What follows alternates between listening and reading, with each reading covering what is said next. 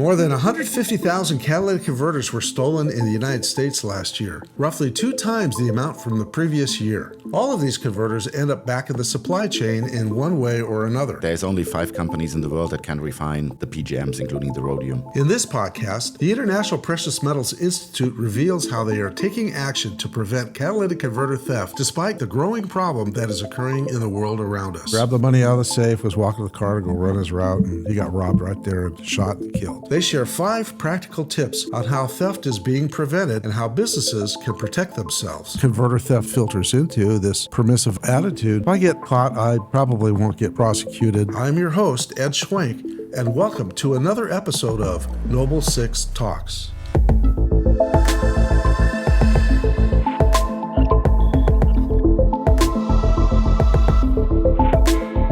You can update us with what's been going on over the past year.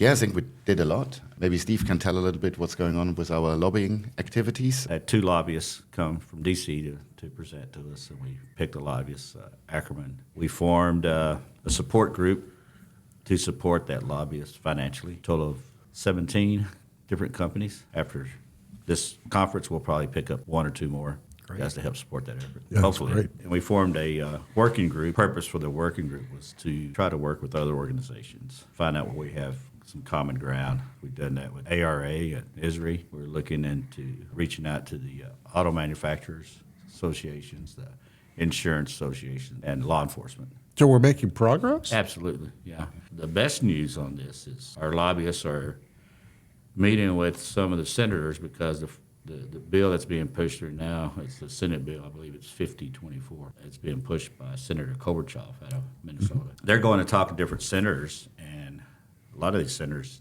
have not even heard of it. So which is good for us because we're the first ones. Get the viewpoint across. Mm-hmm. Exactly, yeah. So. And I think with this other associations like ARA, ISRI, and the National Insurance, I think we have all the same goal, stop catalytic converter theft.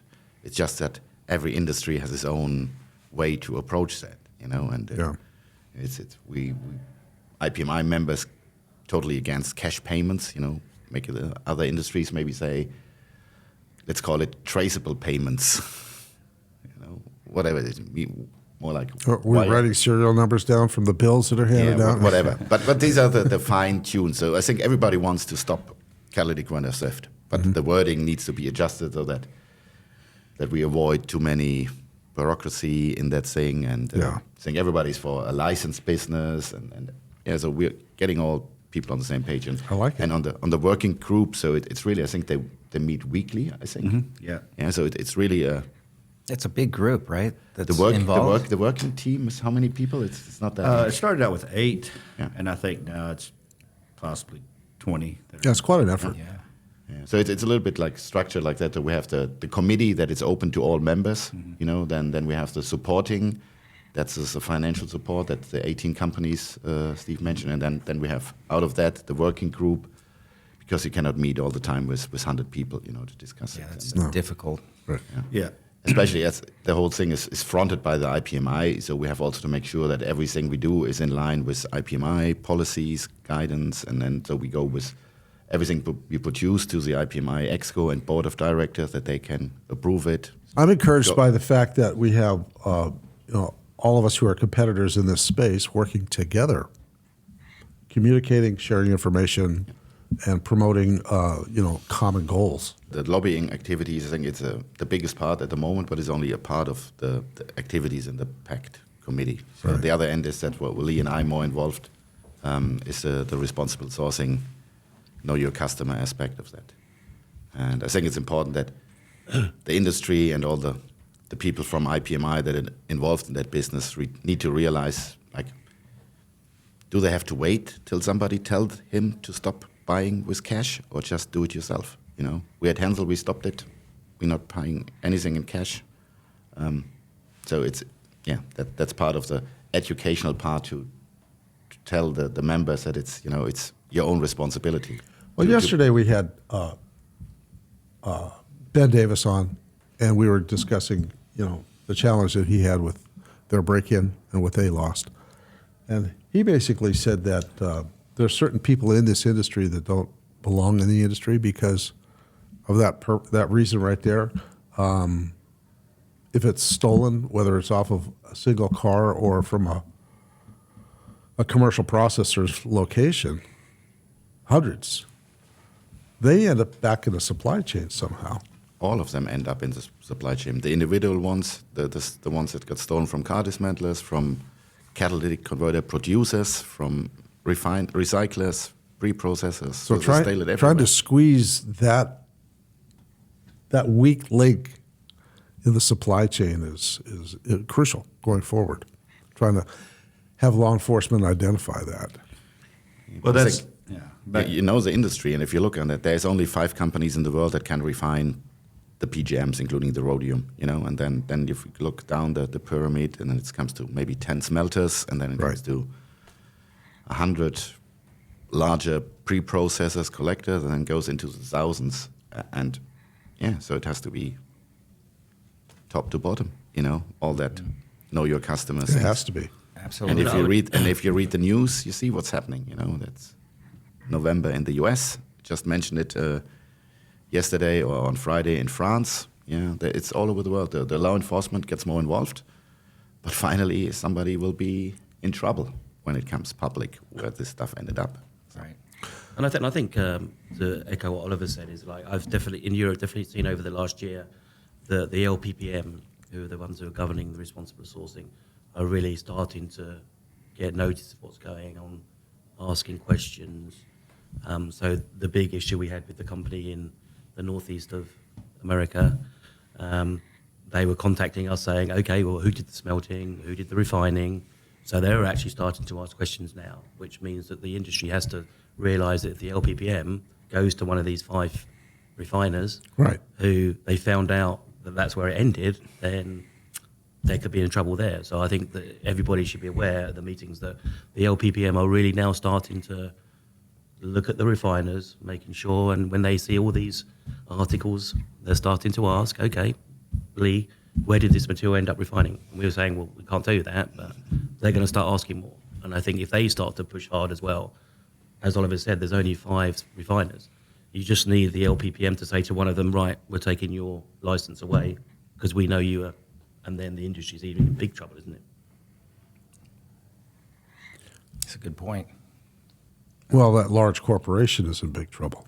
Yeah, but then the industry, because It's a I mean, reputation for the whole industry. Yeah, and then, it's a 4 million ounce business, and if 5 people refine it and one of them goes, then there's not enough capacity to pick up the. Well, that's a good point. Yeah, From a capacity. and people utilization. don't think that, do they? And then the whole supply chain falls down, doesn't it? And the interest rates go through the roof because nobody can get the metal out. So I think the key is the refiners, and we're lucky that someone like Johnson Matthey is very involved in the PACT Committee. They need to be aware because we just need one to fall down. And I think in the end, the problem's going to be, it's only going to happen that one day somebody's going to say, right, that's it. And then somebody's going to get. I hear a lot about VIN numbers and marking of converters. Where do you think that's going to go? I think Steve mentioned it last year, or a year ago. He said there's 800,000 cars being stolen every year in the US. They all have a VIN number on it. So On the vehicle. on the vehicle, yeah. So does it help to prevent it? I think it's easier for law enforcement to track it. When they found a vehicle, they can see the VIN number, this is stolen. Maybe it's the same with a catalyst. But does it stop the theft? Well, That's the other point. what, It's more. What about the manufacturer of the vehicles? Are they interested in applying they're not. VIN numbers? From what we're hearing from D.C., they're not interested. It's a doing cost. it. So they would push back on Not that. only it's cost, it's I think it's also Oh, the trouble is, liability. if the car manufacturers would be forced to do it as well, they would just make the cars somewhere else. But they don't have to have the VIN numbers on them and just export them. I mean, like Mexico, probably one of the biggest manufacturers of cars in the world with a small market. So they would just move to the areas of the world where they can manufacture the cars. Well, they don't need to do it, do they? The part bill said, excuse me, they want to have $7 million for that wind stamping program.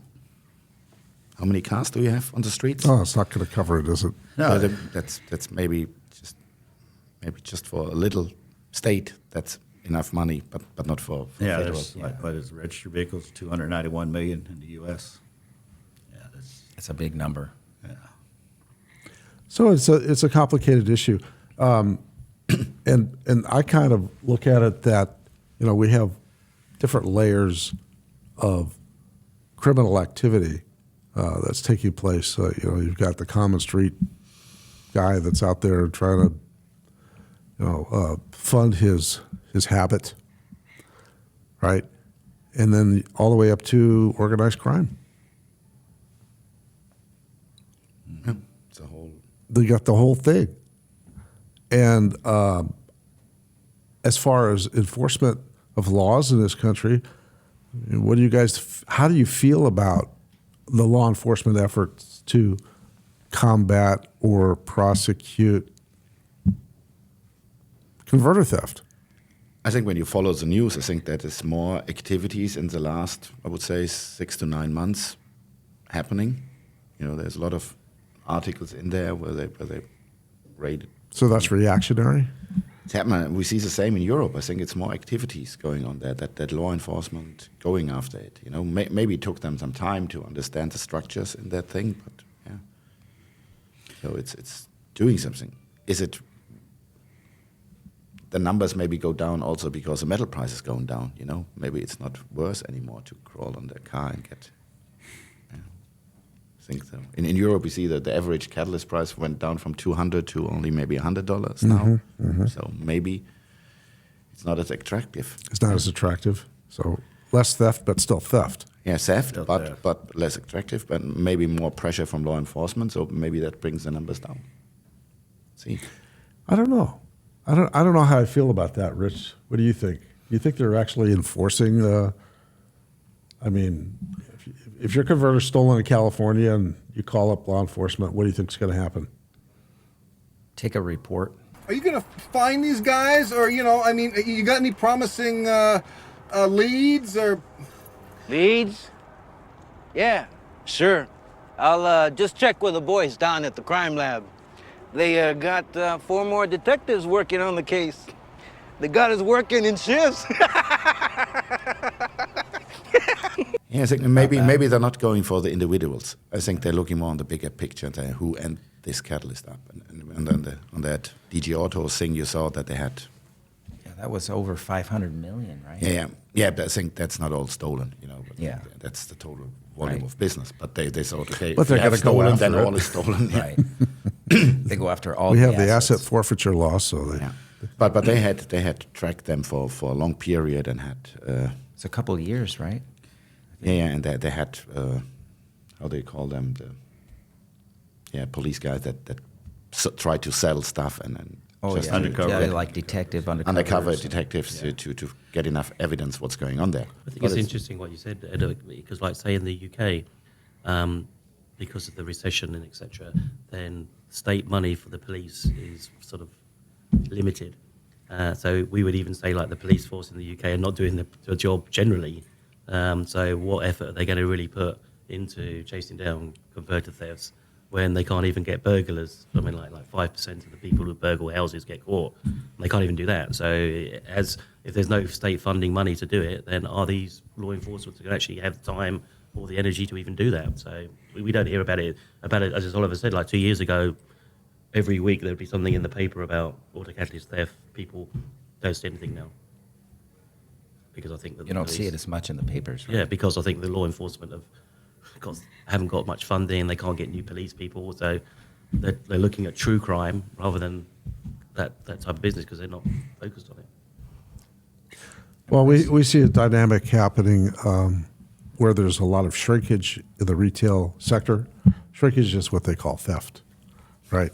Where people walk in, they stuff it in their pocket or something, and they walk out the door. And we're not really seeing an appetite to stop these petty crimes or even confront them at the retail level. So some of the unintended consequences are that several stores are closing in major metropolitan areas in California, up in Oregon, and they're just leaving because they can't make any money because of the amount of shrinkage. I kind of feel like as a society, we see this as a permissive attitude that, well, we'll turn a blind eye to your nefarious criminal activity, even though it's petty. And it kind of filters into other areas in our economy, and converter theft is one of those areas. I think it filters into this permissive attitude that, well, if I get caught, I probably won't get prosecuted if I get caught. Well, there's a classic example in the UK about 4 weeks ago. I can't say the company, but they had an employee stole some precious metal from their site, and they were actually caught on CCTV. They actually admitted that they did it, but then when it got to the court, they just went, "Oh, we haven't got enough evidence to take it any further," because they didn't want to go through having to do all of that extra work to take them to court and do that. So the guy just walked away. He admitted doing it. It's just crazy. And he was on camera. Yeah. They have the video. Yeah. They just said that was insufficient evidence. Well, I want to ask, you guys, Steve or Oliver, I understand that, these inventories are rather heavy, right? Some serious capital involved. Any type of security protocol improvements that you guys have identified that you might share with other companies out there that would be useful to them, besides kind of the normal alarm systems that we're seeing? I would say it depends a little bit on the business model. For Hansel, for example, we don't accept deliveries from individuals or without appointment. Or so we normally get only trucks in, full truckloads, or our own transport system. So we pick up at a place and bring it back in. So that means we don't have random people on our site. That's good. High fence, camera, a lot of light during the night. Everything valuable inside. 24/7 security guards. Yeah, I was wondering about that. I mean, an operation as large as yours, I can imagine that you would probably operate more than 8 hours a day. Yeah, but we're working a 2-shift system. But let's say from 10 to 5 p.m. it's security guards on site. And everything valuable is stored inside, and we have the security guy driving around the property. But I think most important is don't let people in that you don't know. And that's if you are running a more like a scrap yard style of place where you have public coming in. That's your business model. Then it's maybe much more difficult, to avoid that people sniffing around. And of course, you'll get with a drone today, you can fly over everything and see where the stuff is. It's pretty easy. But just be careful and don't have too much material on site at the time, and watch out. And Know your customer? know your customer, of course. Ideally, know your customer's customer. But that's where do you stop, But at least you should know where your customer is in which area does he operate, in which country. Yeah. Or we have a questionnaire, for due diligence where we ask a little bit, do they have security protocols? Do they have AML policies? Do they do similar things on responsible sourcing? But that's also, when you talk to a local scrap guy who does car dismantling, family-owned business, it's just like you have to trust him, But you can look, when his yard is the size that he can handle 10 cars a month and he sells you 100 converters, and that should be a red flag, and then you should go a little bit deeper into that. That's a good point. Yeah, so that's maybe you don't need all that questionnaire things because he won't have an AML policy, he won't have this and that. But he sends more converters that he can handle, then where does he get it from? Yeah, that makes sense. That's part of responsible sourcing. And there's a lot of red flags that you don't see on paper. When we pick up material and it's going, it's not in the yard, it's at my private house in the cellar, and then is it a private thing or is it a business? What is it really here? That's a red So we flag. take pictures wherever we pick material up just to prove when we get searched by the police and there's anything we say Good protocol. there we did it, this place we did it. That's where that's a guy where we bought it from. That's a bank account he gave us. So the recording and all these things. Yeah. And again, you have to be careful. Have in your management system a procedure that not the sales guy is responsible for that, and that somebody else is checking all these documents things. With us, it's the controlling and accounting department that have an eye on it, that it's in line. Good. Lee, what are you hearing over the pond as far as, say, in the last year, the efforts that are being made here on the PACT Committee? Are we tracking similar efforts overseas? I think in Europe, I think it's very much country dominated, really. I don't think there's we don't have the European Union saying, like you do at the Senate level here, like you have to stop this. It's down to each individual country to control their thing. In the UK, I think they do quite a good job. But I think over the last year, it's gone very quiet. I think that's because lack of resources, really. I think to chase these things down, they got other things to worry about. So the only thing I would say from the European side is that there is a lot more pressure coming down from the higher level, as we said earlier. I mean, I think the LPPM, I think Jonathan Butler's presenting now about the LPPM, responsible sourcing, stuff like that. So I think there'll be a lot more pressure on that. And then I think that I think in America you're doing a fantastic job on pushing it upwards. Now we've got to squeeze it the other way. I think the refiners and the smelters have got to start to put a lot more pressure on their suppliers, because they've got to be going to people like a Umicore's got to be going to Hensel saying, have you got this correct, sort of things. So, but I would say that a lot of the refiners now are very hot on the due diligence. Well, that's good. So I think that there is starting to get, which is what you really need. There's no point just doing it one way. You've got to have a concertina effect that is like, as Oliver said, in the end, they have to refine it. So if Johnson Matthey doesn't like the look of somebody, then they won't deal with them. So it will be pushed that way. So I think that's the good thing that's happening from Europe. And when you do it that way, you squeeze the others out. Yeah. Finally. And I think you'll find over the coming years you'll get a lot more of that. I think we'll start to see a lot more pressure coming down. We're starting to see that here in the U.S. Yeah. From a legislative point, I think in Europe, I haven't heard of any bill that is designed just for catalytic converter theft. So that's not on the radar there. Not yet. No, I think it's not that, because it's country by country, so it's not that a big issue. I think that some of the states, they realize that there is something going on in the scrap market in general. It's money laundering, VIT. A lot of countries have VIT, so it's VIT fraud. It's whatever, income tax. So the people try. It's environmental issues. That most of Europe catalytic converter is hazardous waste. A lot of people run without permits. There's all that eBay, Facebook trading platforms, that handle hazardous waste, send it by mail. Wow. I think there are people looking on that too, yeah. But That's scary. yeah. Yeah. You have it on your car for the whole lifetime, but then as soon as you detach it, it's hazardous waste. Interesting, huh? Yeah, I think that's an interesting point what Oliver says, like in Europe, because there's the hazardous waste nature of moving material, and then the receiving party, there's a lot more pressure on them to make sure that they've got their own permits correct, and that the people who are sending the right paperwork, and if they don't, then it's not just that they could get done for catalytic theft, they could get done for just Illegal transport of hazardous waste. Yeah, and you could get done for that. And you're probably, in the UK, you're probably more likely to be penalised for that than you would be for accepting stolen converters. Wow. I think it's in the US, it's only California that have this manifest for hazardous waste. Yeah. That's all over Europe for catalyst material. Right. So That's only if it's decanned, right? Right. Yeah.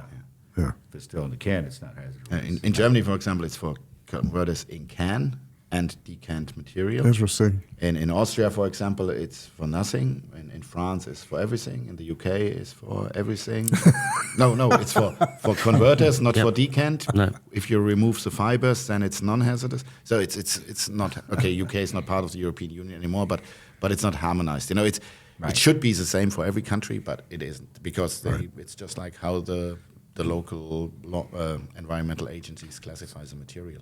So it's kind of like, I guess, in Europe, your countries versus our states. States here have different laws. Yeah, but if in Europe, it's called let's call it the federal law of Europe. It has to become a state law, and you can maybe increase it, so you can make it a little bit stricter, but you cannot loosen it. Right. But then it only says it's the competent authority decides how to classify the waste, and that's then the state. Yeah, then one state says it's hazardous, yes, it doesn't. Right. So then makes it complicated.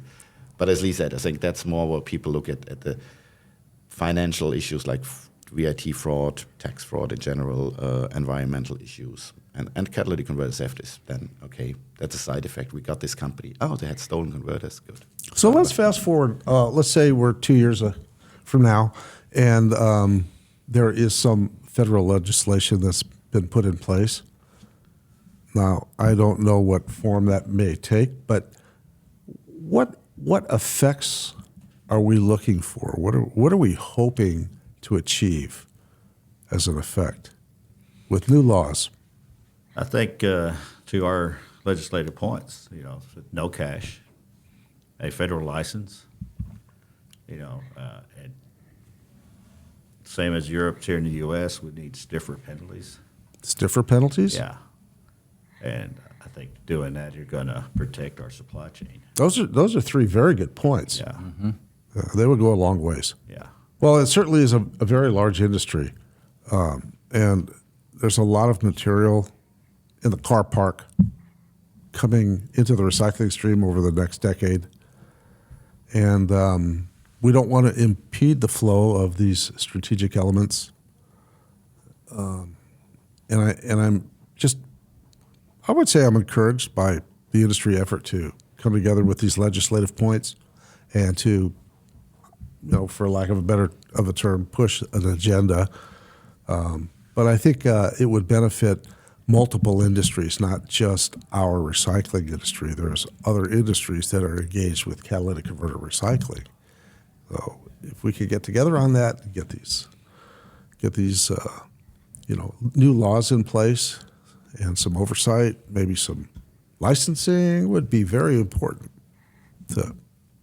to wring out some of those bad actors that are out there. I think it's at the end in this 2 years time period, as you mentioned, the industry should be transparent and let's call it clean, Nice. That no It's a good way to put it. No reputational risks for the whole industry. That everybody can buy converters and be sure that it's legitimate business. Legitimate business, yes. Yeah, and that the media doesn't report any more catalytic converter thefts out there. We will not stop at 100%. There will be, but not that massive increase. Right. And the side effect is, I think the cash is not only, it puts the companies that pay cash at risk as well. When we made the decision to stop it, it's just like, we have the cash on site in a vault. Do we need that? Security risk. Security risk. Our driver has the cash with him. Security when he goes risk. out, security risk. And all the things. So it's not only in this way that you don't buy with it, but it's all for your own company. It's less you sleep much responsibility better. for the You driver. sleep much better if you don't do it. Absolutely. Yeah. So I think that's what I hope will happen. Yeah, I remember years ago hearing about a story down in, was it Alabama, where a partner of one of the scrap processors down there showed up early morning, grabbed the money out of the safe, was walking to the car to go run his route, and he got robbed right there and shot and killed and robbed. And that's the type of thing that needs to stop. Yeah. And that's your own decision. As I Right. said, on responsible sourcing, you don't have to wait till the lawmakers tell you to stop paying cash. Right. You can do it right now. We can you do don't it have to right wait. That's right. It was good to catch up with all of you. Yeah, thank you, everybody, thanks for your for time. having us. Yeah, thanks for coming in and bringing us up to speed, and I look forward to seeing where this goes. Thanks, you, guys. guys. Thank you. Thank you.